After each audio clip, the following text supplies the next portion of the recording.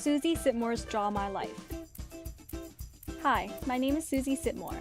I grew up in Hope, BC.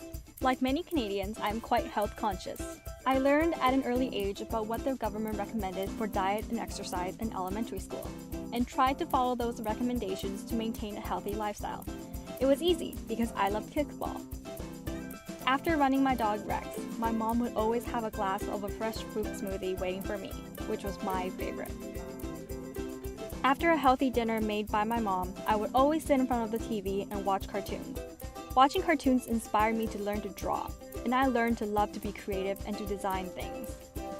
When I got to high school, I spent 30 minutes a day just sitting on the school bus, but my love of kickball transferred to playing softball, which also kept me eating and exercising healthily.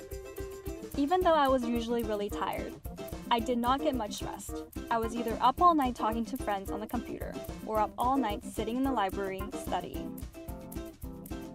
All that studying paid off when I got into university in the city. My love for being creative got me into the graphic design program, where I would spend hours drawing and sitting in front of the computer.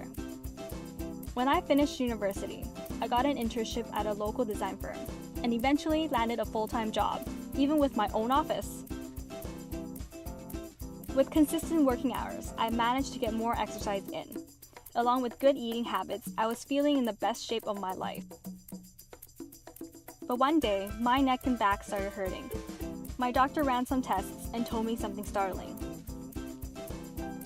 He told me that the pain was from sitting too much, but that wasn't the only harm that sitting was causing me. I went home and did some research myself, and found that despite a healthy diet and regular exercise, sitting too much presented a risk all on its own. When you're sitting, the electrical activity in your leg muscles shut off.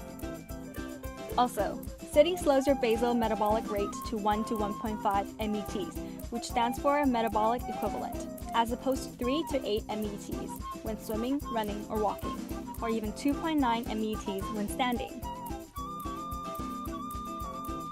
You only burn an average of 1 calorie per minute, as opposed to an average of 10 calories when standing. Also, enzymes that break down fats drops to 90%. What this means is that the more you sit, the higher your risk of being obese, regardless of your physical activity and diet. Furthermore, the government recommended levels for nutrition and physical activities are inadequate to counteract the threats of sitting. Also, while they advocate physical activities, they do not warn about the threats of inactivity. Studies showed that the average person spends 9.3 hours of their working day sitting and only 7.2 hours doing anything else. This could be rectified, however, by making a concentrated effort to sit less. And if you're sitting, try sitting at a 135-degree angle in order to take the strain off your spine, hip flexor, and aid your overall flexibility.